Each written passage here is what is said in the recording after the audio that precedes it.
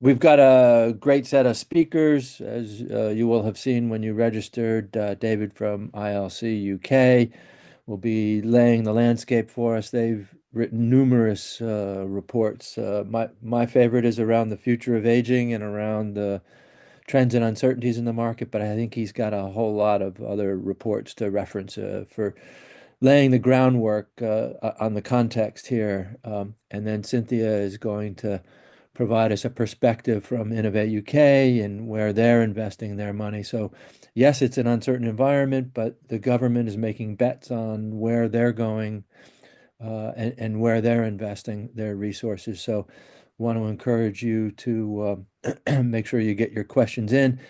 And Helen, we're very lucky to have represent the UK National Innovation Centre for Aging. They're making bets on longevity cities.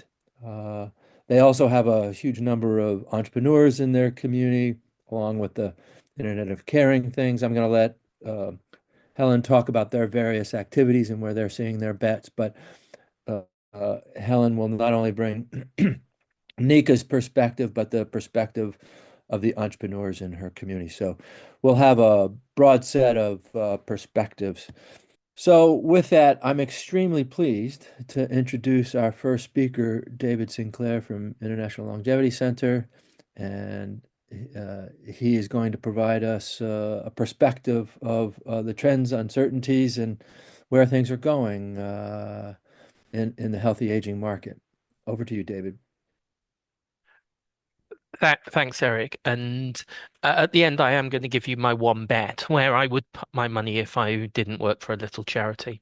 Um, so um, my daughter made a risotto on Monday night, and while I'm very grateful to have a 17-year-old who is cooking all the meals at the moment, probably the one innovation I'd really like as I am into my 50s is a 17-year-old who used fewer pots and pans and actually cleaned up for themselves, but I'm not actually sure that innovation has quite got there yet.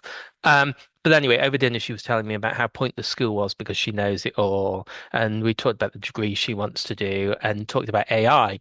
And we were talking about how AI might change the way that her degree course, she hasn't started yet, doing A levels this year, would change over the time. And she showed me how she was using AI, and it is frankly astonishing what she can and is doing using AI in this space.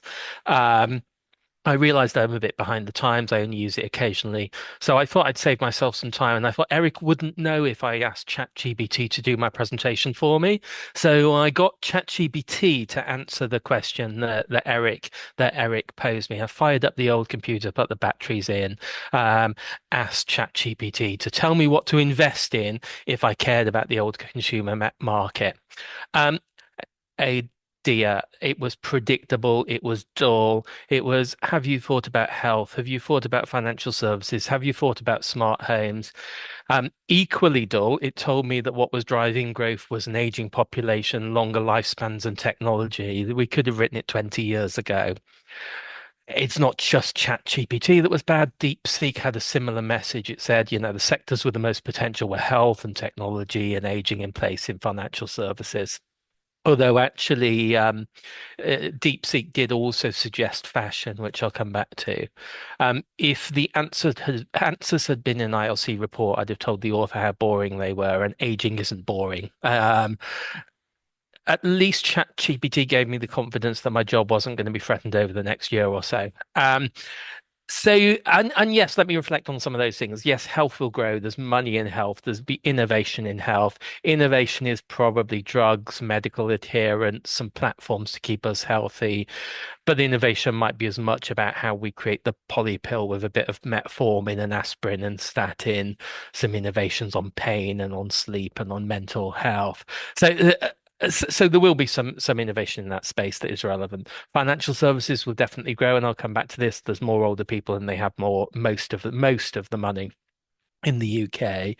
Um, in terms of health and financial services, though, clearly they're both dominated by established big businesses. Regulation makes it really difficult and expensive for startups to engage in both sectors. Um, but perhaps stepping back, what do we know? We know that wealth is growing still amongst older consumers, that older people are continuing to underspend, and that climate change and technology will change the way we spend. So, if you look at some of our recent research on the wealth of older people, the wealth of 65 to 69-year-olds increased by almost 50% or £100,000 over the last decade or so. Housing wealth of those aged over 50 has increased, while over 55 has increased, while actually housing wealth of those under 50 has fallen. Pension wealth of those aged 55 has increased, whereas pension wealth of those under 54 has barely moved. So we've had a decade where older people have done extraordinarily well and younger people have done extraordinarily badly. Um,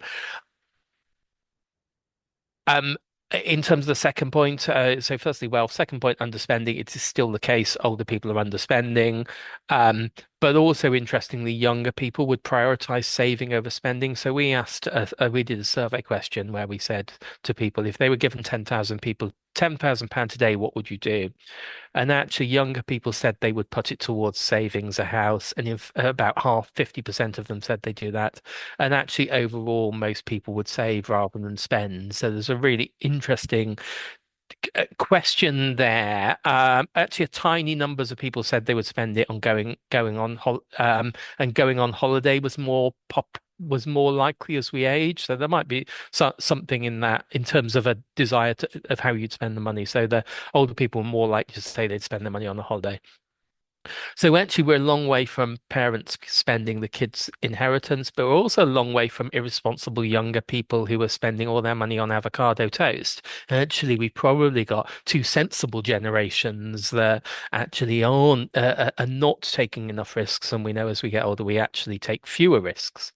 And then the third point I won't elaborate much on, but clearly climate change and technology is going to rapidly change what we do. So with all that as sort of context, my thoughts in terms of where would I put my money? Well, leisure and fun, but I'll come back onto that because that's my number one. Secondly, place and the future of autonomous vehicles, last mile travel. Eric and I have talked a lot about adapting the high street, and we've done work that shows that there's hundreds of millions of pounds to be gained from making our high streets accessible to older people.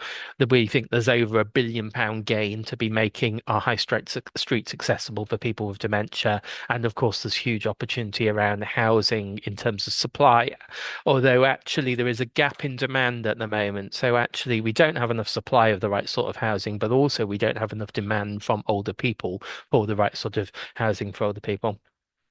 I think there's potential for innovations that drive purpose, and within that, a real focus on work and learning. We're going to have to work longer for us to convince people to work longer. That needs to drive purpose. So how can innovation drive that?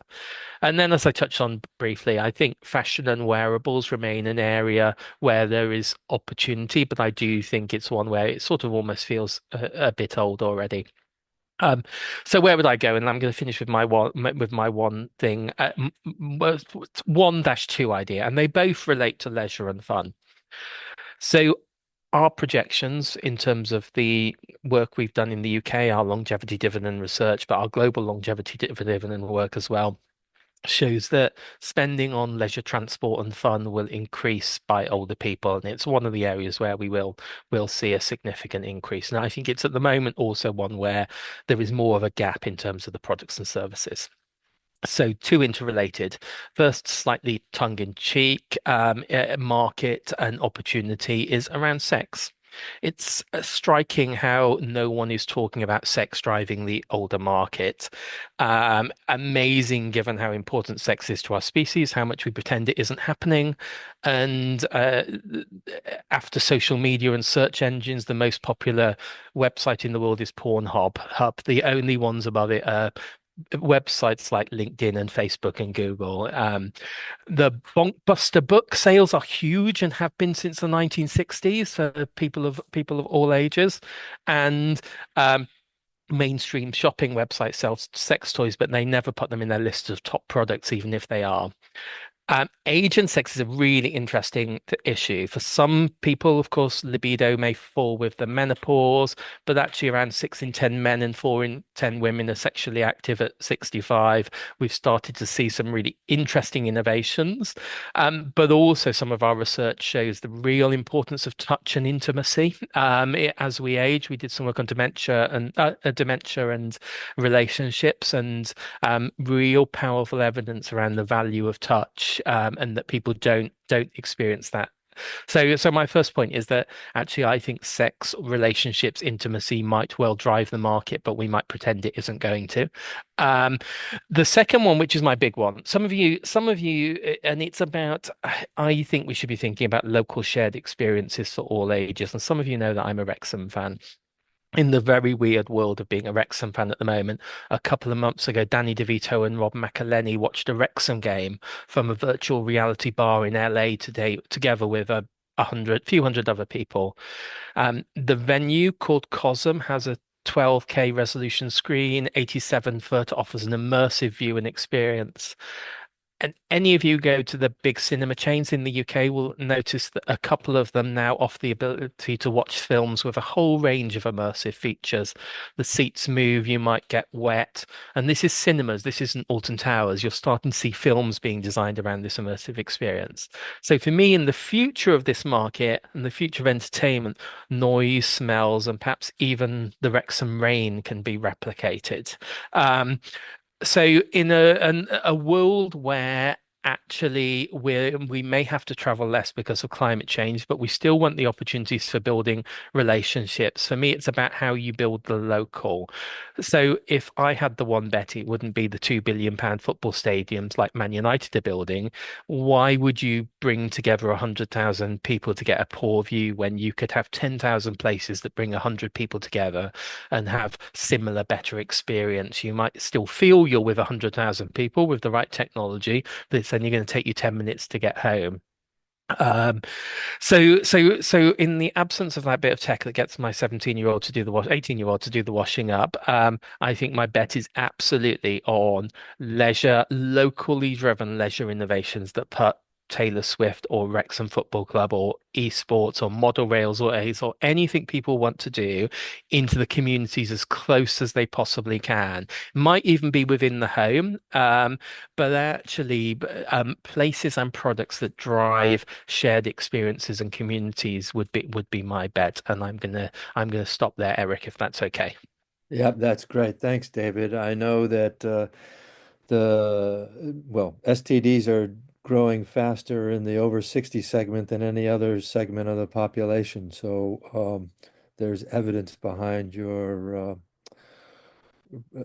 prognostication there. So um, also, there's a proliferation of dating apps, particularly over 60, 65, older generation. So Okay, not just. no, and perhaps just jumping in there, just have they're really interesting. We've been talking about why, of course, there's a higher proportion of men than women in their 60s who report sex. And there may be issues around definition, but of course, part of Mm, it is that you, men may be having sex with younger people. But one of the really interesting challenges around dating apps is, of course, this issue of how well, one of the things that one of the things as you know, Eric, every now and again, people will email me and say, "I've got this great idea for a product," and one of the most common ones is a Facebook for older people, and I'll say, "Have you not heard of Facebook?"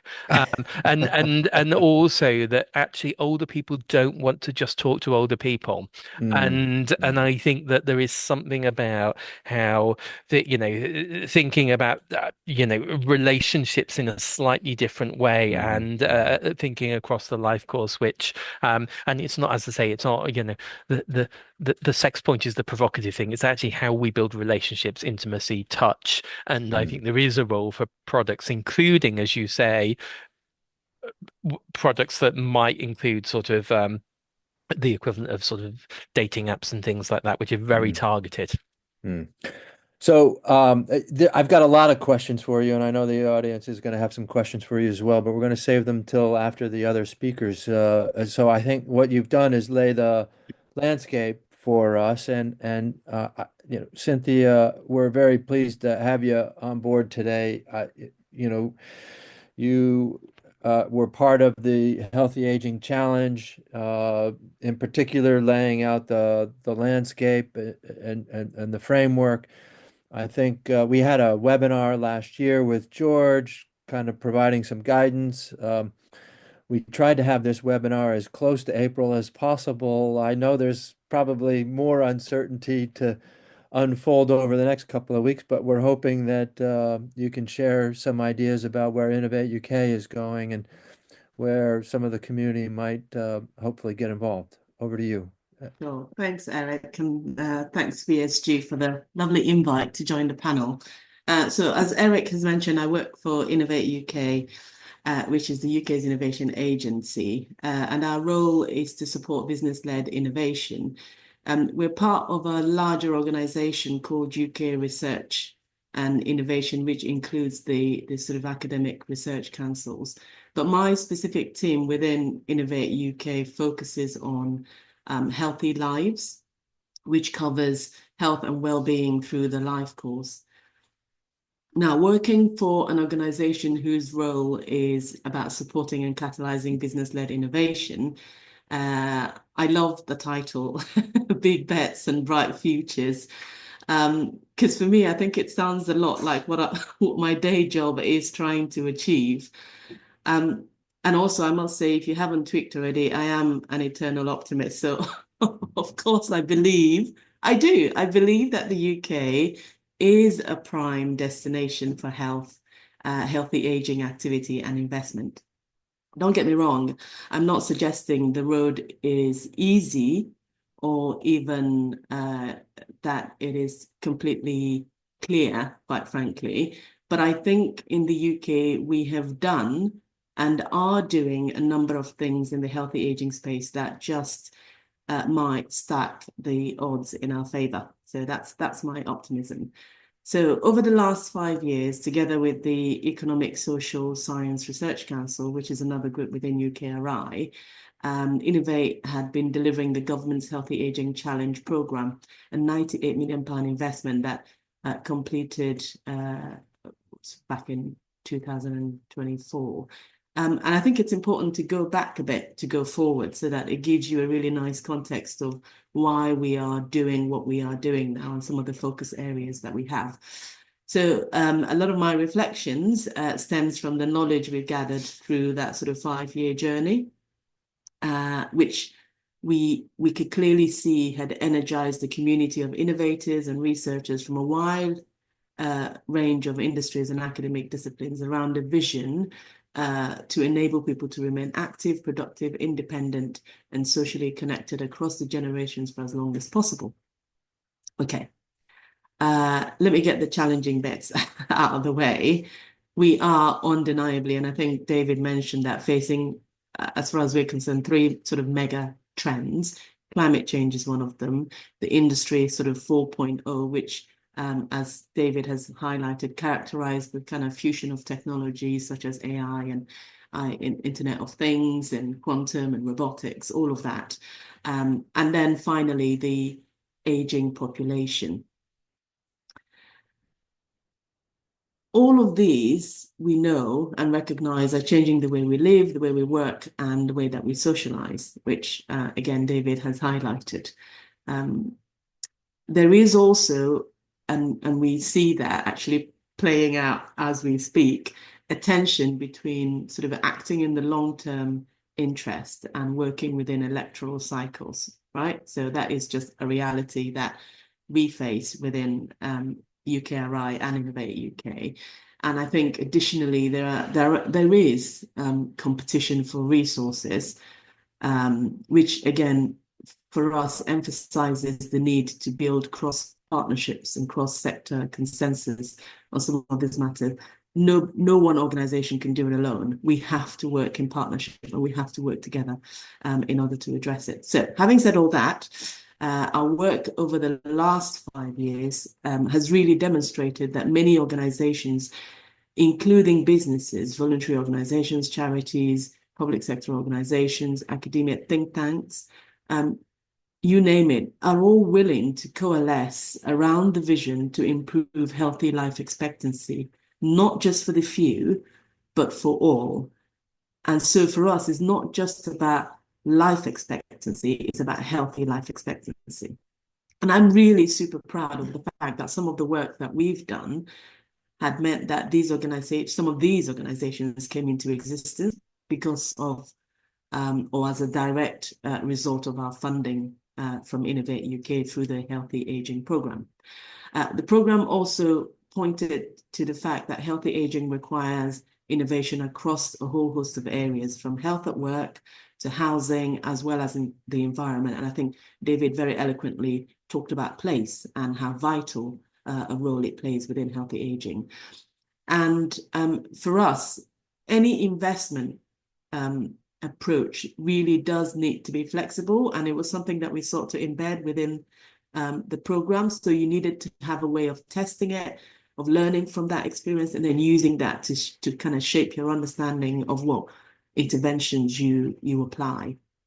Ideally, what works really well. I also think that we've shown that businesses are poised to respond to the changes that in terms of market demand and the ecosystem support that is required. But equally, we recognize that grant funding is not enough. So we really sought to think about how we might, particularly around the focus on scale and growth. So how would we use business advice, peer-to-peer support, and best practice sharing to really drive scale and growth and spread? So just to share some stats with you, I have dropped the link of our final report in the chat. So we had 98 million, and on top of that, we were able to secure co-investment from industry, and it was a wide variety of industry.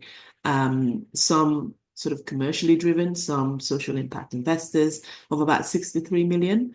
And we'd funded nearly 250 projects.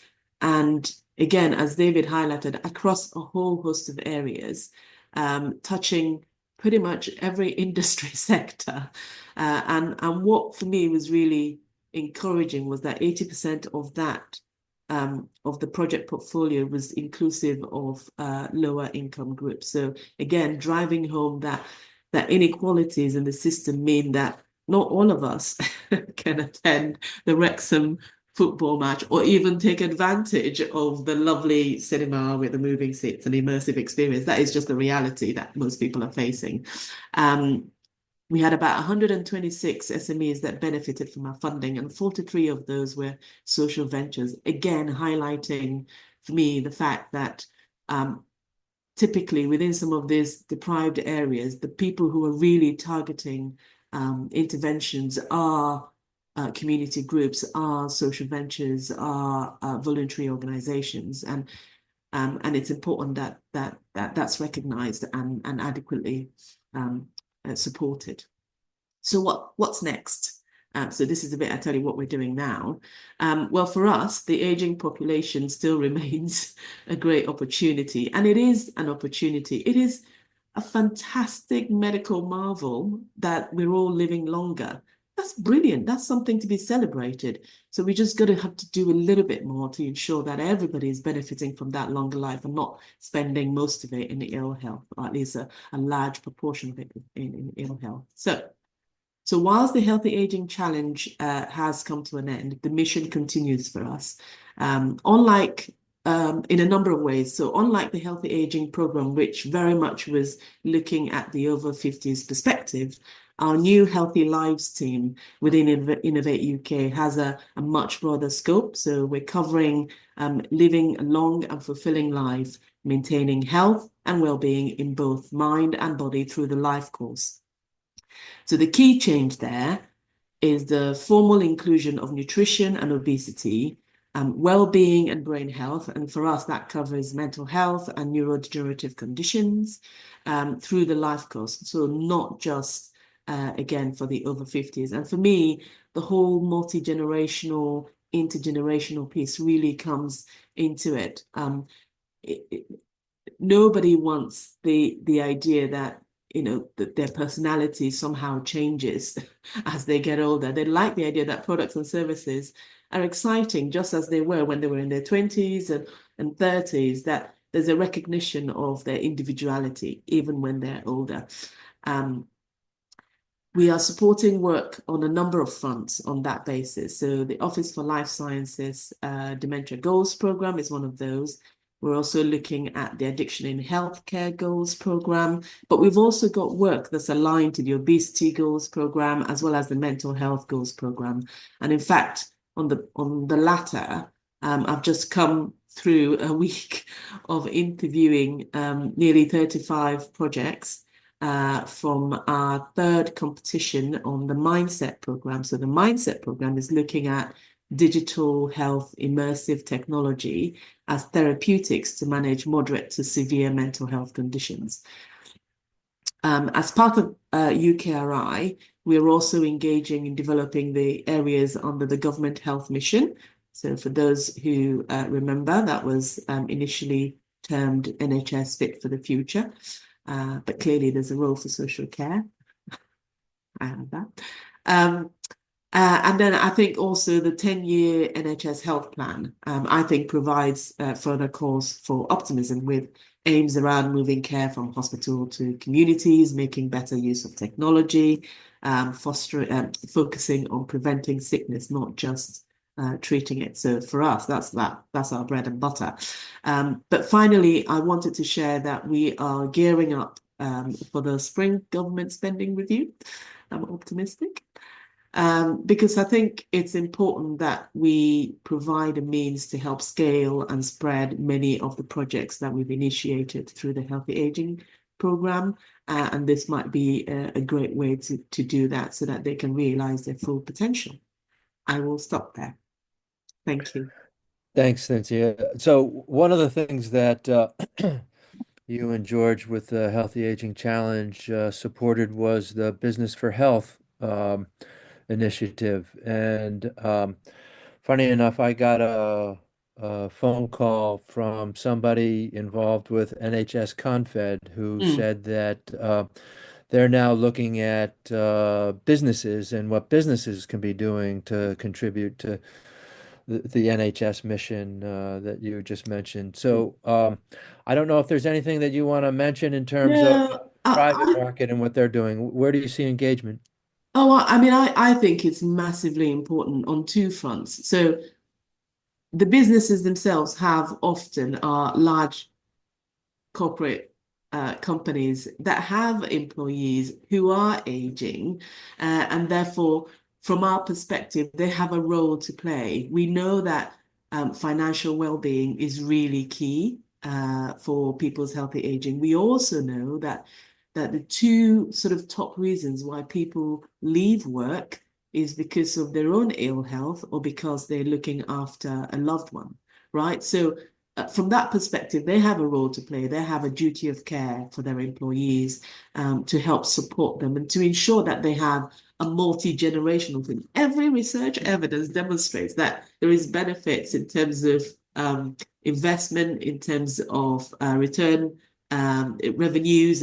So there is benefit to have that level of age diversity within the work environment. So I think that's useful. But also, I think in terms of almost galvanizing the same kind of inspiration and engagement that we now have with climate change, with some of this organization, we should be aiming to do something similar with health, so that they are looking at their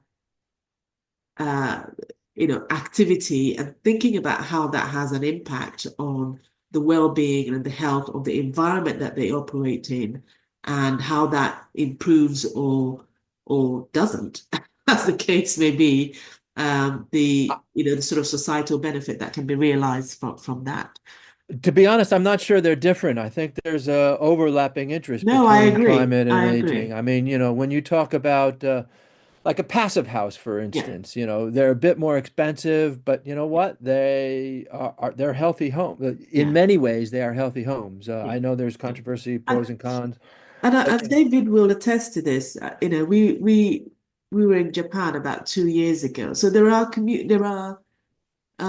countries doing this, where there's an expectation that companies have a think about the impact that they are having on their environment and how they are supporting their workers, not just initially, but through their life course, right? So you will have companies who build homes, build roads, build transport systems to ensure that they retain the loyalty of their staff over their life course, which is, I'm not saying they've got everything right, but clearly that's a step in the right direction from my perspective. Well, and David mentioned the longevity dividend. Yeah, That speaks to it. He also talked about making high streets accessible and what that would absolutely. be. This So, stuff makes you and I know. I mean, I imagine everybody on this panel knows this. It makes sense not just from a social benefit perspective, but also from an economic and productivity yeah. perspective. So it is a no-brainer in my perspective. So there's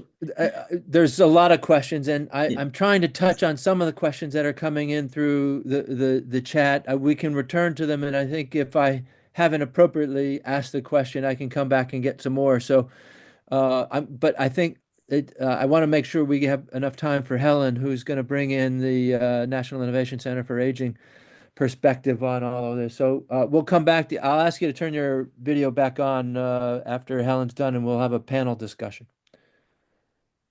Helen, over to you, please. Thank you.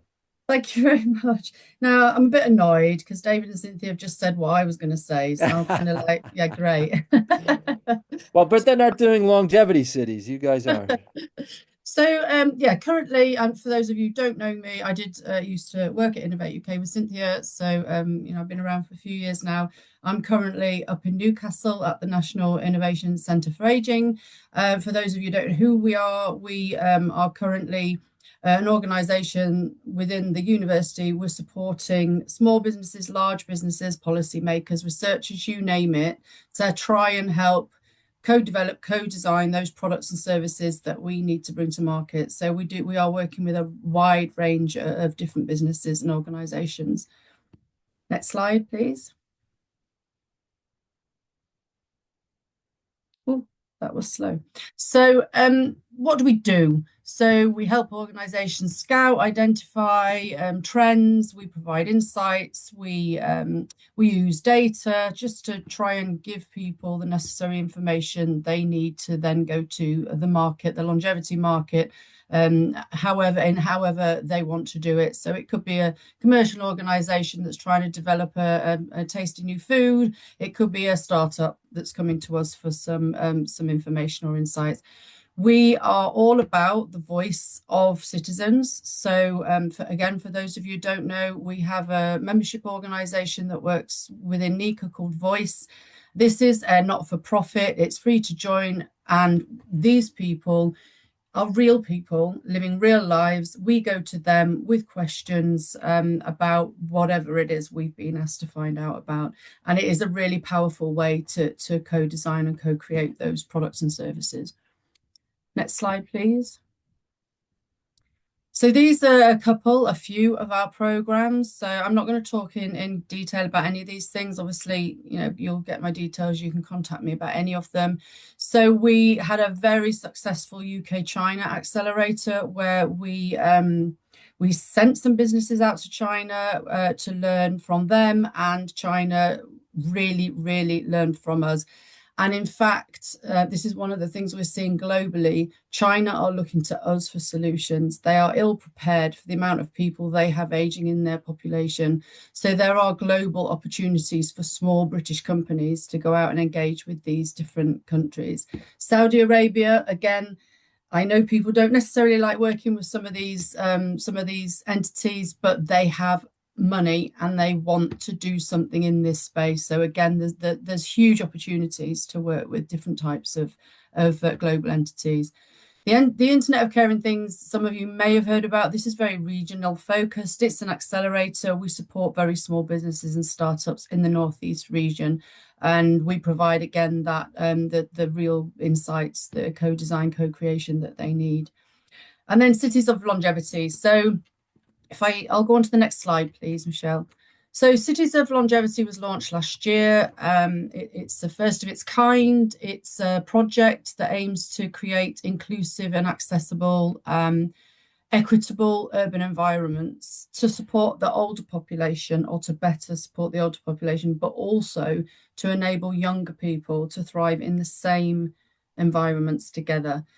So we're working with a number of cities globally again. So we're working with Tel Aviv, Buenos Aires, Bergamo in Italy, to put together or bring together all of the data and behavioural insights we need to then develop a framework or a toolkit, if you like, that we can give to local government, planners, policymakers, consumers, citizens, architects, investors, you name it. This is about redeveloping inner city regions and communities on a large scale.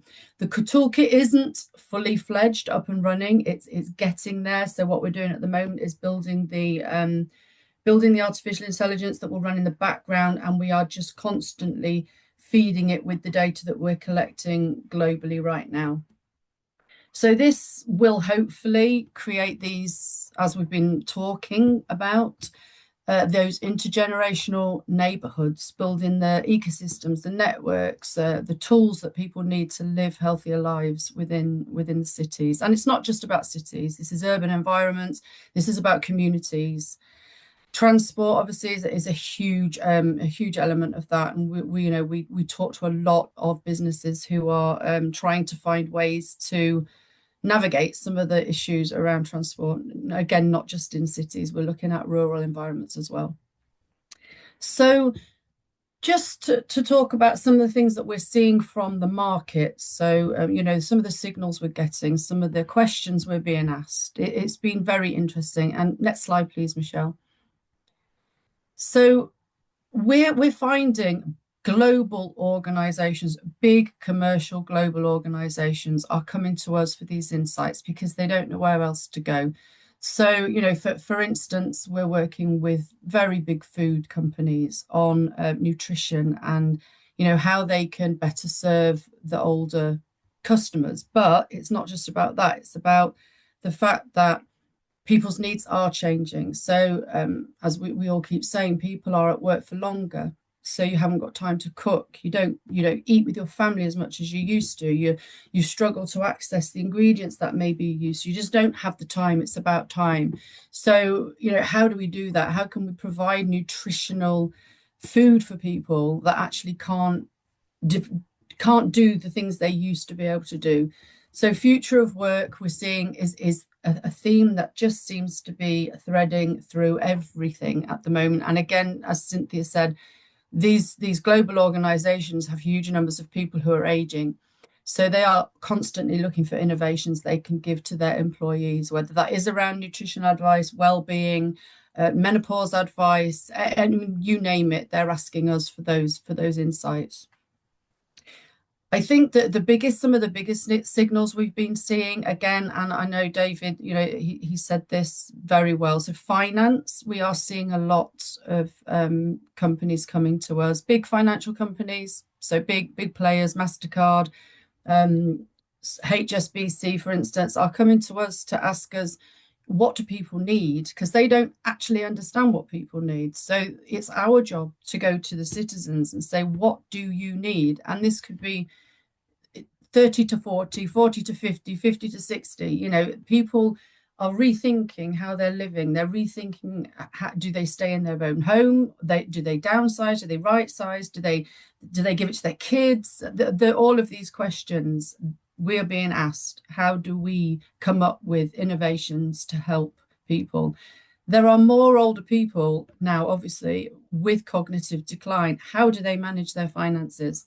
So we're getting asked a lot for innovations that help people and help families to navigate that. Power of attorney, again, the number of power of attorney requests are just exponentially rising, and helping people to navigate that is extremely difficult and complicated anyway.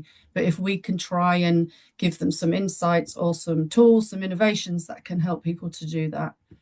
Beauty, a big thing. Again, we're all aging, but actually we still want to look good, and why not? So bigger, beauty companies are asking us, what do older women want? I mean, we don't want products that are developed for a 19-year-old. They don't work for us. So, how again, do they address some of those issues?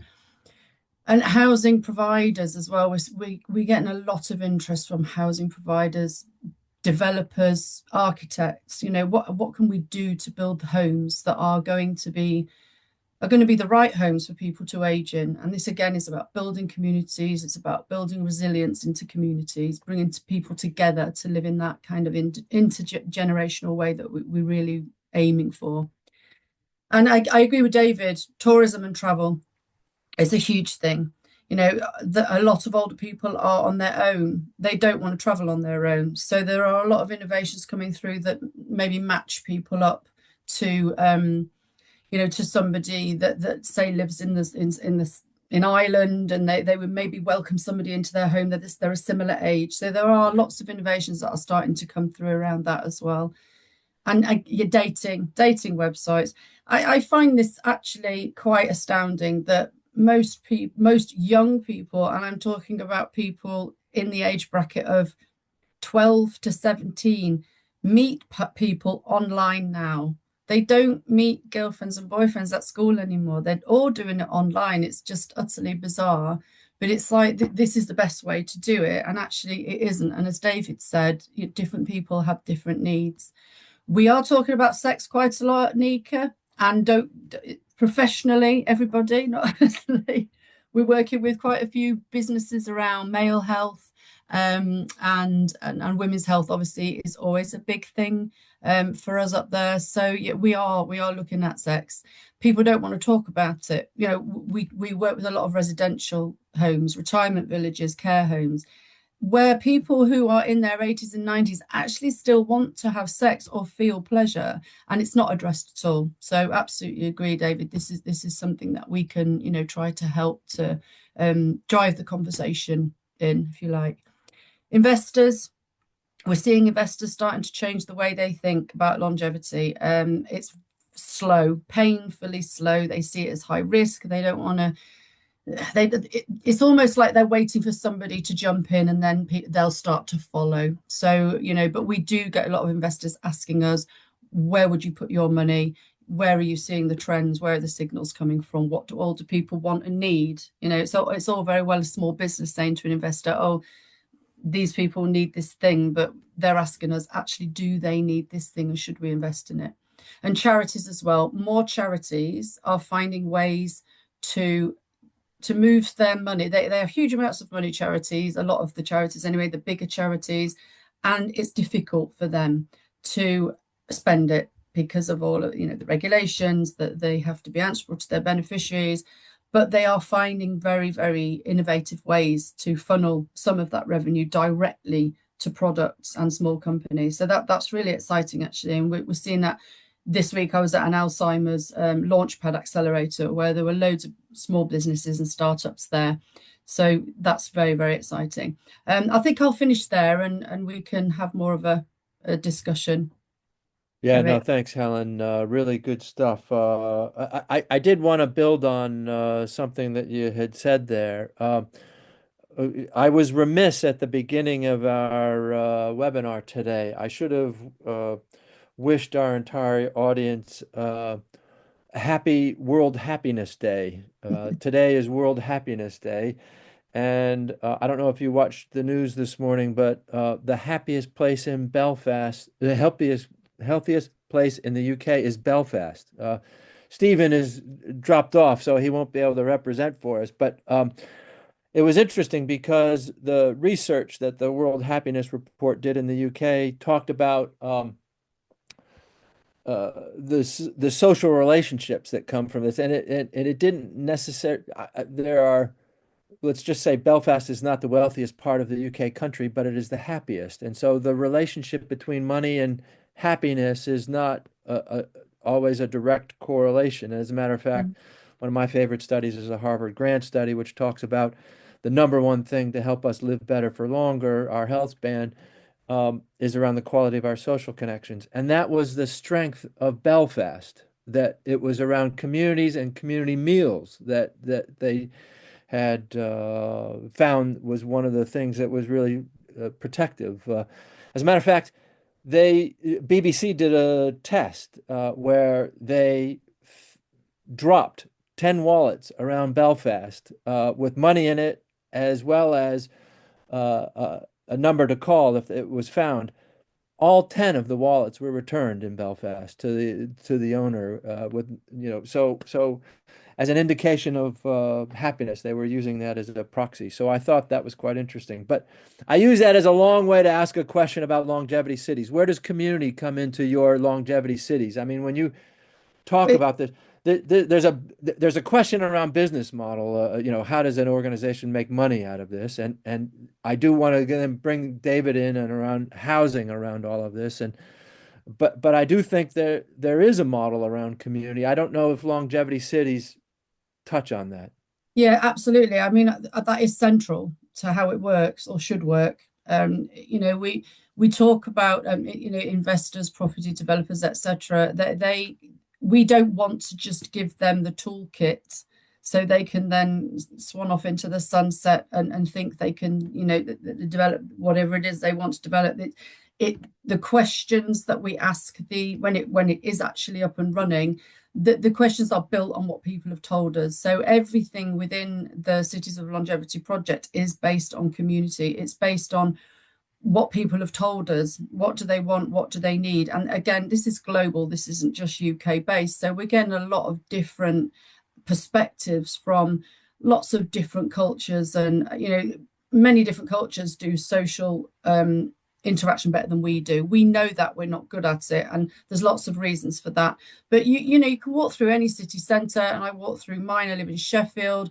I walk through mine, and there's nowhere to sit, or it's really That's really right. small Yeah. things. So provide more places for people to sit together. And Yeah. I just can't put a bench somewhere, can you? It needs to be like a communal space where you might have young people sat there as well as Yeah. older people. It's not, so yeah, absolutely. Community, I think, is probably one of the most important things for me anyway in this Mm. project, definitely.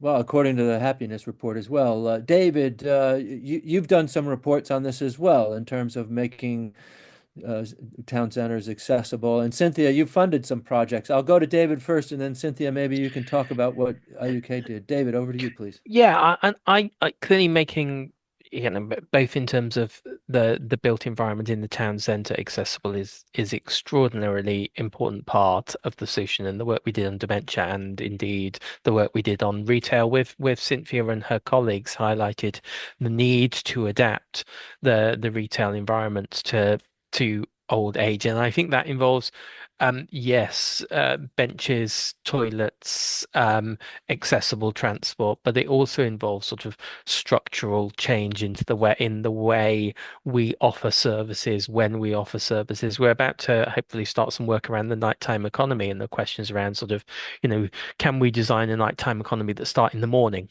Can we think about actually how you can deliver the nighttime economy at people's houses? Can you think about potentially innovative and different ways of creating cities? There's a question actually in the chat about sort of financial services, and I just want to pick up on one point. So the work we did on dementia and spending a couple of years ago, one of the things that people are often sort of quite negative about, or very mixed views around sort of older people and technology, and particularly around payments mechanisms, because there is a bit of a movement in particularly in parts of the older people movement against the move away from notes and coins.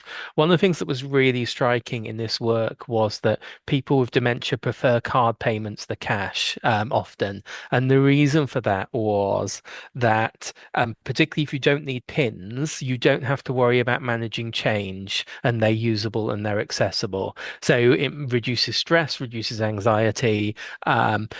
And I think there's something about us making sure as we're designing new forms of technology overall that we are making them as accessible as possible, and recognizing that people might have that people might value some of the innovation in a way that we're not expecting, and we don't have to create an exception service for people. Other thing, just to touch on around housing, which is, and there is huge potential for growth in some ways, although we're not convincing older people to want to move enough.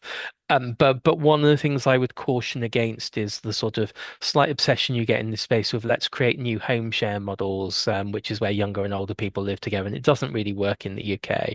But even co-housing is a really difficult sell. For me, in innovation and housing, the big question is the pretty much the only bit of tech, maybe with the exception of home security alarms, camera alarms, that we know actually works from randomized controlled trials is grab rails in bathrooms. They reduce falls. And yet, for a £3 bit of technology, we're not getting into people's homes. And instead, we're obsessing about how to get a £10,000 robot that does things for you. So for me, it's actually about how you get those grab rails and how you convince people like me to have them before I need them. Because frankly, it's too late after you've had the fall. We've got a bunch of questions that are piling up, so I'm going to go over to Cynthia around housing, and then we're going to head to the finance questions. There's several that I'm going to group together here, but Cynthia, over to you, the projects that you funded on housing. Yeah, so we've funded some co-housing models in Wales, and I think with Eon we funded a project looking at exactly that, David, trying to support sort of home adaptations that enable people to live more independently, more active, more sort of socially connected through Blackwood and others. I think it's partly horses for courses. For me, this is all about choice, right? It's about how we embed choice in the system so that whoever you are, whatever your work of life, wherever your background is, you are able to look at the system and feel like there are products and services you can engage with that fits your specific style and your pocket. I think the problem we currently have is that the models that exist just don't do that. And until we do that, then actually, why should older people leave? I mean, so there's a balance here in my head. If you think back to the point we were all making around place, the reason place matters is that people have roots, quite deep roots. Often they've raised families, they have loved ones around, they have friends, they have connections, they have organizations that they're attached to, their mosques, their churches, whatever that looks like for an individual. So moving isn't just about, oh, it's good for your health and it allows you to have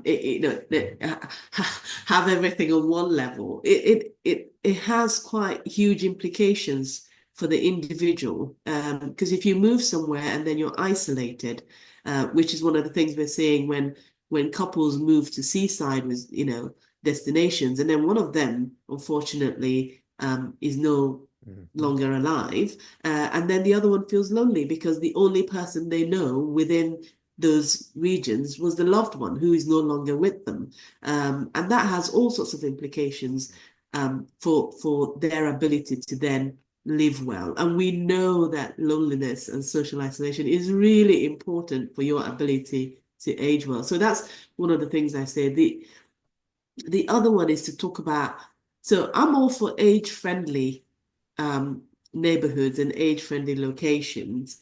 But right now, the reason I love where I live is because there's a diversity of ages, there's a diversity of views, there's a diversity of people within it. The idea that I get older and suddenly all the people that I have around me are all of the same age would be really boring. Maybe that's just me, but this goes back to my point around choice. So I think when we start talking about age-friendly, or we start talking about ideas of what we think aging looks like, we really have to think about choice. We have to think about affordability. We have to think about who is this benefiting? Because we already know that there is a whole group of people living a lot longer, a lot healthily. And to a certain extent, they're not my priority. They can afford to figure out a way to stay healthy for longer. It is all the rest who can't afford it for whatever reason, cultural, social, class, Mm. educational background, whatever that looks like for them. I think we have to pull, figure out a way to pull everybody up. Cynthia, I'm going to use housing and one of your projects as a link to the financial question. But Helen, I'm going to line you up next for some feedback on some of your financial products, payment cards, and things like that. I'll come to you next on that. But Cynthia, a lot of the wealth, David mentioned that there's a lot of wealth in the older population. A lot of it is tied up in housing. Yeah, And you ran a project around unlocking some of that wealth. Maybe you can share some of the what went well and didn't go well around unlocking yeah. wealth from housing. This was one of my I was slightly disappointed, I guess, by the how things turned out. And this wasn't at all the fault of the project. It was more to do with the fact that the economics have changed. The market trends have changed. It was around the COVID. It was around the sort of financial economic downturn. So they really struggled because their model was all around how you um, so the hypothesis and the premise, which is a fact, is that often older people are, so homeowners are living in homes that are not suitable to support them to age. So, um, but they don't have the sort of financial cash to be able to update, renovate, whatever that looks like, adapt their homes in order to support their healthy aging. And so the project was looking at how it might unlock, and often those older people have um, a lot of assets, but it's sort of locked within their houses. So this was about how could we unlock that by valuing uh, the houses not based on pre-renovation standards, but based on post-renovation standards. And a lot of the funding they got, so this was about making sure we had uh, mortgage instruments available to be able to support that sort of arrangement. And a lot of their funding and support had come from social impact, uh, and sort of social impact investors and charitable organizations, and we know those had a massive hit. And so their ability to support that sort of model of unlocking Mhm. the potential within assets to be able to support healthy aging was very difficult to maintain Okay. during that economic downturn. But the premise of the program or the project was sound because we have to figure out a way to be able to do that because otherwise people are stuck effectively, not having enough Yeah. money to do anything. Mm. One of the people in the audience is Haley Cullen, and she's got tons of questions for us, but I know she has a view on that particular organization because they have been around for a while. They have, The value is there, but the question is how do you unlock all of that? absolutely. Um, I'm going to go on to the next question, and I'm going to try and tie a couple of these together. So forgive me if I don't get it 100% right from your questions that have been asked in here. But yes, there were lots of studies around banking, and I think Helen talked about some of them. Uh, I think there's a person who was talking about voice and AI agents. Helen, I'm going to ask you a question about banking and fraud, you know, around cards in particular. What's happening along those lines? I had a entrepreneur come to me not too well, probably a year and a half ago now. They had an AI agent. His grandfather was a victim of a scam, and a lot of it is quite predictable.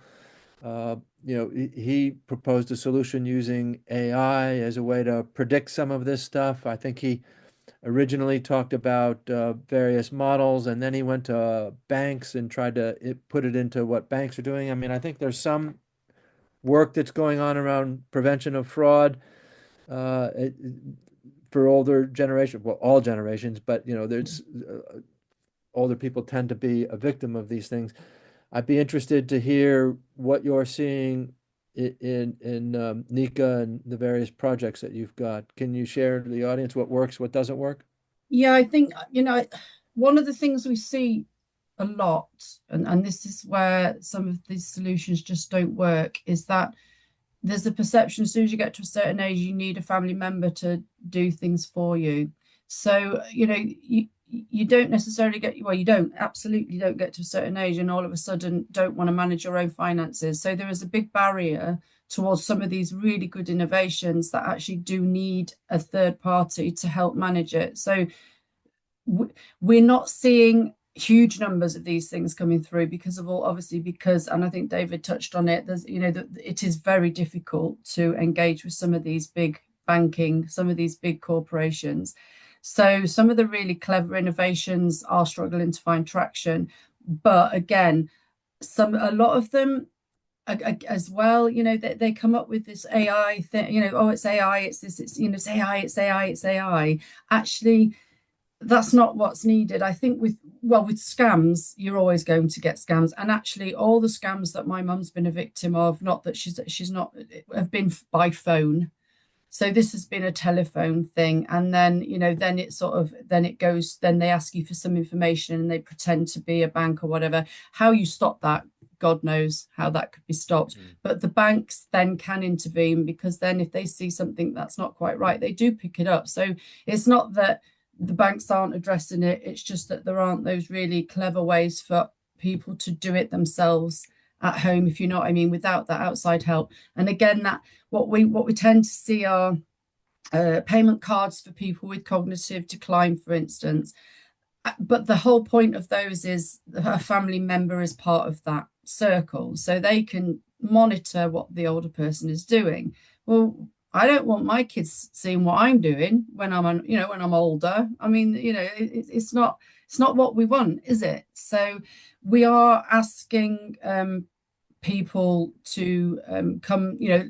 I spoke to a business this week. I mentioned it earlier about power of attorney. This is very specific. But the one thing I really liked about his approach, he's not just talking to older people. He's actually saying to everybody, get your ducks in a row now, sort things out now, get everything in one place, because then it's so much easier to manage it when you might need it. And it's a very, very simple software that he's come up with, and it's very accessible. And it is also, he's basically just going to sell it to every bank that will buy it, and then the bank will provide it for free to their customers. So it's things like that we're seeing quite a lot of. Have you worked with banks? There was a specific question around solutions we tailored to older seniors. Yeah, we are working with a couple of banks, and I think I might have let slip one of them earlier on. Not actually allowed to say we're working. Oh, I missed it. Yeah, we are I'll go through a recording. We're working with a couple of banks. We're running some workshops around what do people need, what do people want, and then those banks are looking at ways they can fund innovations. So it is coming from the banks themselves, which is quite novel. Yeah. And there's two banks involved with that. MasterCard, really interested in how they can make things safer for people. Again, this is across the board. It's not just for older people, but they're always looking out for innovations. And they've got a team now. See, most of these big businesses now have an impact team. So that's a relatively new thing, I would say. So you can usually find somebody who is on an impact team within some of these commercial organizations. Once you've got a contact with them, the conversations are much easier because they get it, they understand what they're trying to achieve, they know what they are, they're trying to do. The great wealth transfer is obviously a really big part of this, and I think banks are innovating around this. So there was a question about asset management. Certainly, wealth managers understand all of that. But David, I cut you off there for a second. Let me bring you in, please. Dive in. I was just going to come in on banks, and I think the challenge with the mainstream, the big four, big five, whatever they are these days, is the banks quite like people taking their money out, keeping it in a low interest account, not doing very much of it, not taking it. It's good for them, for people not. So they don't, and they're worried about providing advice, and they quite like older consumers because actually they can make quite a lot of money and don't have to do very much and don't have to innovate. Um, what you're now seeing, I think, but having said that, I'm not entirely sure that there's a case for specific products.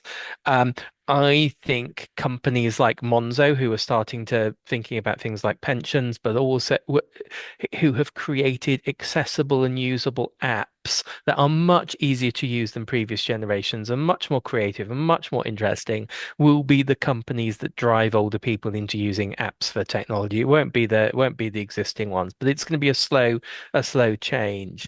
On the point around vulnerability, I think it's really important here. And Helen made this well.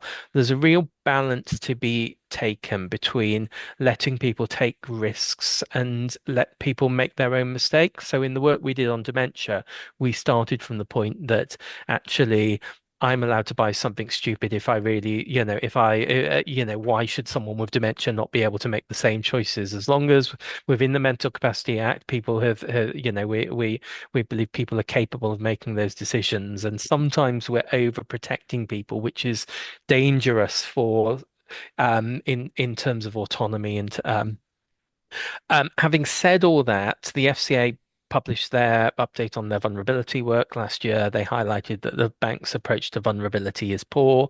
There is certainly potential for still technology, not just banks, the whole financial service sector, I should say. The potential for technology, is bits of tech out there, as I mentioned in the chat. We still don't really have a single platform or the right sort of tools to help people with power of attorney. So there are some fairly simple things we could do, but over half of computer crime, half of all crime.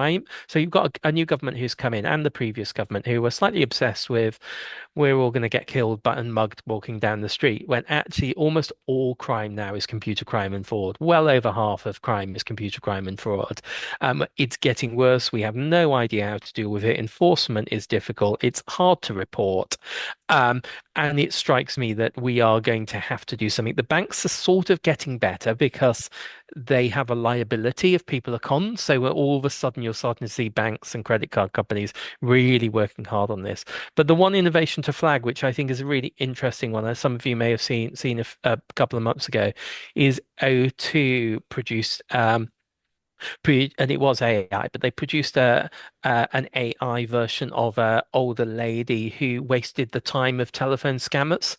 So basically, what they did is they would phone up and I can't remember what her name was, but she would basically waste a couple of hours talking to people about things, and it was an AI lady talking to scammers, and strikes me things like that are quite interesting. But having AI compete with AI just feels a bit, well, is maybe where we're going, you know. Sorry, Yes. Eric, I just wanted to add, I Go. think when I hear some of this discussion, I sort of worry that there's this perception that older people, and when they say older people, they really mean sort of the over 50s, are somehow unfamiliar with technology, can't need to be protected, and need things to help them navigate. Everybody needs protection and help to help them navigate, particularly because I don't think it's just the banks. I think most organizations now have an online offer. And so the risk of scamming, it is there and looms for everyone, irrespective of their age.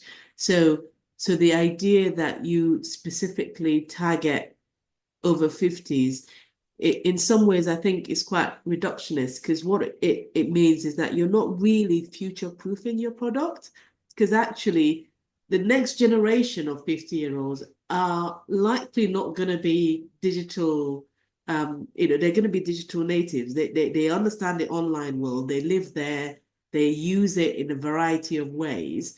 So the idea that somehow you're kind of helping them navigate it purely on the basis of their age right now, or the age of the 50-year-olds we have right now, I think might be quite risky in terms of a business model. So I think there is something about that. design it once and it appeals to multiple generations. Because I think Yeah. that's what's attractive. Nobody Yeah, wants to know that you're using this just because you're old. I absolutely agree. One of the projects we are doing, we have multi-generational focus groups. So we actually we have people from 18 right through to 70 in these groups. Because yeah, they're going to need this technology in the future, and it has to, like you said, it has to be future proof. So I think there's an important point in all of that. I mean, forgive me for repeating myself, but when I talk about innovation and giving advice on, products and services, it's about design language and business model. And you design something that anybody would want, and you use language to talk to people's aspirations, not their deficits. And that's something that is ageless, right? I mean, people have aspirations on their deathbed, not to die in a hospital per se. So my kids are in their teens and they're sort of working their way through where they're going in life, and that doesn't change as you continue to make those decisions. So I think products and services that are multi-generational, appeal to a wide audience, are really important. But you've got to understand what the case study is. I think the part of the problem is that there are older consumers who don't understand there are products for them, and so I think you do need to segment the way that you target some of that messaging, as long as you use the right messaging along those lines. So there's a question in the chat around activity or inactivity, and how do we get people moving? Jim Kelly has a specific product, but I'm going to widen it to, you know, how do we get people active? And, I think there's a quote that said if exercise were a pill, it'd be the number one prescribed medication. Cynthia, what happened with Innovate UK's investment in products and services? I think Jim benefited from what you did at the Design Age Institute. I think there's other Yeah, products and services you invested in. How did exercise do? it did really well. It had appeal on a number of fronts, like you said. It isn't, and particularly now that we've sort of included nutrition and obesity, then it's come back to kind of front of mind issue again. Um, for those sort of keeping up with Innovate activity, you would have noticed that we are looking at a sort of a community pathway to support weight management alongside um, uh, an obesity drug that I can't name, similar to Helen. Not at this stage yet. And we're super excited about it because actually we know that there's a lot we don't know about. I don't think this is problematic to say. None of these obesity drugs have been used for a very long time. And I think the consensus in any case is that actually you need a broad approach in order to have impact over a longer period, sustained and maintained, right? So there's a piece around behavior change. There's a piece around people changing their lifestyles and making it really, really easy to be able to do that. And so I think I was just scrolling down just before you asked about, someone had said something about, how did you put it? Opportunities to provide things like let me say it properly. Yeah, sofa. So sit on fitness apparatus. I mean, we haven't specifically targeted that. We've just gone for physical activity more broadly because of the point you raised, Eric, that it has huge benefits for our healthy aging. I think any product like sofa, I'm shortening it now, will really have to, especially if you're going for our sort of funding, it's about explaining to people like me who the target market is, and over what period of time you think this will be valuable as an intervention, and what does it move them on to, right? Because obviously we don't want them to stay on the sofa. Ultimately, we want them to progress to much more active programs, whatever that looks like. But I think there's a role for all sorts of physical activity enabled services and programs to help different people depending on where they are to support their healthy aging journey. And yeah, and I think about how we do that is the key. I won't lie. The route to market for a lot of this stuff is really difficult, right? Which is why often people find it easier to sort of do the direct consumer stuff and then look back at, what other avenues might be afforded them within formal health systems or health and care systems. That is still something that we're working on. I'm getting pretty frustrated with people telling me that it's because people haven't articulated the need. Because actually, I think they have. The problem is that the system sometimes just isn't geared up to adopt that need. There's only so much we can do. And I think there's a role for legislation and regulation, and obviously the whole NHS long-term plan, like I said, offers an opportunity to create frameworks that enable some of this stuff to be bedded down. Because until we do, we just, we might as well just, we just keep spending money developing stuff. And at the very best, they get shelved. At worst, somebody else in some other country is using it, not the UK, who funded it through taxpayers' money. Exactly. Can I I'll get off jump my in high there? horse now. No, Go I for it, think David. Yes, I please. think no, I think it's such an important issue.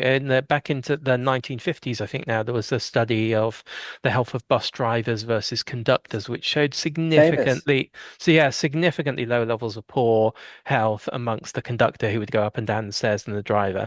So I think we know what we need to do. I think we actually know what works, but I don't think we're brave enough to do it. I think in offices we're killing with kindness by letting people like me sit down while I'm doing this work. We're designing offices around the world around it being easy for us. So how do you get people to really do physical activity? Firstly, you force people. You have the Singaporean approach of if you have a BMI, you force people to run around fields, or you go for the Scotland approach of the mile every day, and everyone has to do it.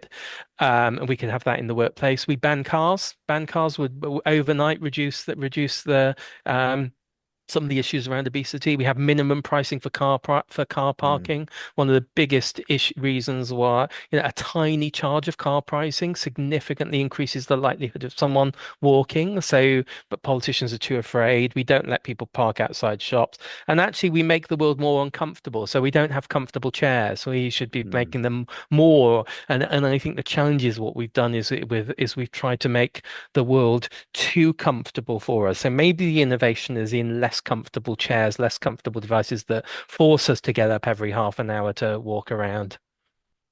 There is a really good bench it's at an odd angle, so you can't sit still on it. You have to move all the time. I have tried it, but I don't like it. I want to slump, but you can't. You have to, it's really good actually. It does work. And that was aimed at mums at parks who are sat watching their kids. So that was, interesting. Tommy Parker's an innovator in this space, and he's written, I think, a useful comment around behavior and behavior change. But I think that what Tommy is writing about, I think it points to a wider issue. For me, a lot of this is behavior change. Cynthia, when the Industrial Strategy Challenge Fund first came around, Chris Whitty sat down with Ruth McKiernan, and they said, "This is about behavior change at scale." And how do we get people engaged in their own health and well-being?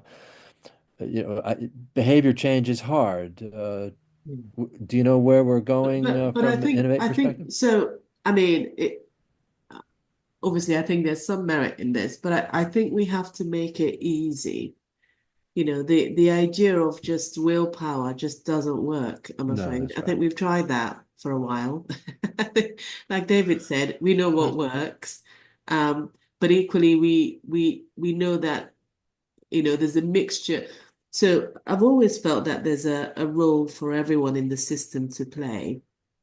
And I think if any part of that system isn't working effectively or collaboratively with the other parts of the system, then actually what ends up happening is slightly disjointed. You have pockets of impact and pockets of success, but you can't scale anything. You can't drive growth in the way that you want to. So uh, Mhm. can I be controversial? I think I go back to I go back to my point around that people. So this is just Cynthia's views, not Innovate UK. So as such, but then there has to be a role for legislation and regulation because for me that sets the sort of foundation, sets the for people to then see a way through, right? And for us who are looking at an area or a space like obesity, that becomes increasingly really important, right? You can't stick someone in the street where there are no access to fruits and vegetables. All they have is fried chicken shop and go, just pull Mm. yourself together, love, and eat vegetables. They don't Mhm. have a Yeah. car, Yeah. and it's difficult for them to say, it's just, come on, guys, we've got to get Yeah. there. You And got to We're create the yeah, environment yeah. to make it easy for people to engage in their health and well-being. Sorry, And David, go can I, ahead. yeah, just add, because I think the interoperability of the design solutions are really, really important here. And it is, I don't mind mentioning the company. So you've got Novo Nordisk and Eli Lilly and some of these companies out there with new products that apparently which I think are very good, will transform the way we live and age, probably. On the other hand, you've got companies like Abbott who've created really smart diabetes real-time monitoring tech. The problem is that what you really need is people to have the diabetes monitoring tech and have your Nordisk disc. But what you also need is access to physical activity, and you need the access to fruit and vegetables and a good diet. And at the moment, what I think we're sometimes doing is throwing people the pill and think that will be the solution, or giving people the diabetes monitoring and think that will be the solution. But it's no solution if you're too scared to go out on your bike. So we just need to find ways of getting those three or four things working together, not just giving someone one of these. And actually, I've seen them working the Abbott sort of, Roche type real-time monitoring of diabetes. It's astonishing. It will give you every second your current levels, and really, really helpful. But we just and really helpful because actually you can see the real value of exercise, because actually Mm. what you do is you'll see that your levels fall after exercise and how they increase after white rice. So it really does increase their impact on behavior. But how do we get all these things working together? So we've got just a couple minutes left. I'm gonna, well, I'll go across and ask if you've got any closing comments. If not, I've got a question. Helen, just sort of wrapping things up from your perspective, what advice would you give that you haven't already given, or how would we summarize the session from your perspective today for people who are trying to get businesses in this particular space? I think it's always about talking to the right people, isn't it? I think there is no harm in talking to anybody. I always say, someone will just say no if they're not interested. So whoever whether you think they have nothing or no interest in what you're doing, just chat with them because you just never know what Mhm. doors might open. Obviously, you've got my email. I'm happy to introduce people to whoever I can. I think for me, I would like to end on what David just said, because this is something that I think I've probably been saying over and over and over again now for a long time. We need to work together, find ways to do things together. How many, even in a small place, there are three or four different things happening, all trying to do the same thing. If they all did it together, I think much more powerful it would be. Hmm. So for me, it's about, it's how do we do that though? We always have these conversations. We always say this is the biggest issue, but then we can't seem to find a way to Yep. build this ecosystem so it's robust and sustainable. Cynthia, I see the tumblers rolling in your mind there. Over to you for some closing comments, please. Yeah, so like I said, I'm optimistic, and I'm optimistic for one reason, and that is the aging population isn't going to go away, right? It's not going anywhere. It is just going to get bigger. And so to a certain extent, either the, if you like, circumstances force us to eventually do the right thing, or what I would actually prefer is that we're much more proactive in doing the right thing. And some of that is about partnership, like Helen and David had highlighted, but also it's about investing wisely, thinking about how we do that in a context of appreciating that resources are tight. I don't think we can get away from that. Resources are really tight. The cost of living crisis hasn't gone away for people.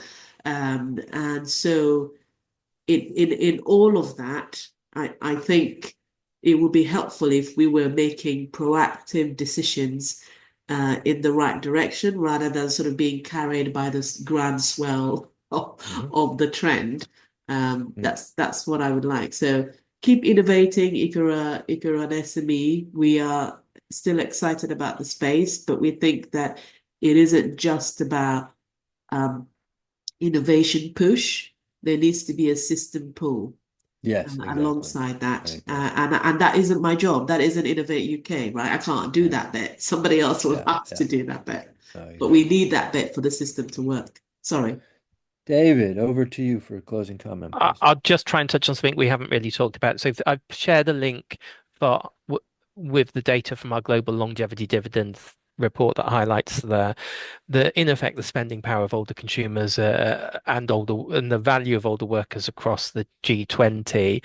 Also wanted to flag a piece of work we did with Cynthia last year around the export market in places like China and Canada and in Scandinavia, and we pulled together some materials that might be useful for people around the table in terms of if you're interested in those markets, where do you go and where is the funding? The thing I'd just say about that is actually the UK government has been extraordinarily interested in people like you, in startups, in companies who are interested in engaging with the market, and they've had a healthy aging program in the Department for Business and Trade, and as part of life sciences, there's a real interest in this area too. So I think I would just emphasize that, and I think coming back to, I need to talk to Cynthia about this, because actually what we need to do as part of within the spending review, what government needs to do is just make sure that we don't lose that healthy aging expertise within biz, because actually we've had one person who's been so brilliant in the team who, whenever we've said, tell me someone in Bulgaria who knows about healthy aging, they've given us someone. And there is a risk that we're going to lose that if we don't keep both Department of Health and Department for Business expertise. And they should be resources for everyone around the table here to help.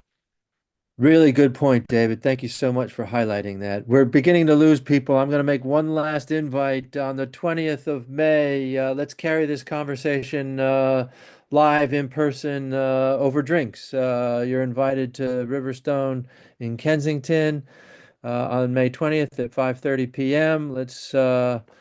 Let's take this in person. So please join us. And we'll also share some stuff about what's going on with NHS Confed. They're looking for businesses involved in this as well. So more to come. Thank you very Just to much for your plug, time, we're in everyone. NHS Confed.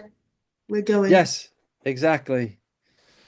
Thank you, Rob. Thank you, Innovate UK, for sponsoring. Michelle, thank you for taking such good care of us. Thank you. Everyone have a good day. Take care. Happiness Day. Thank you. Happy Happiness Day. Bye. Bye. Bye.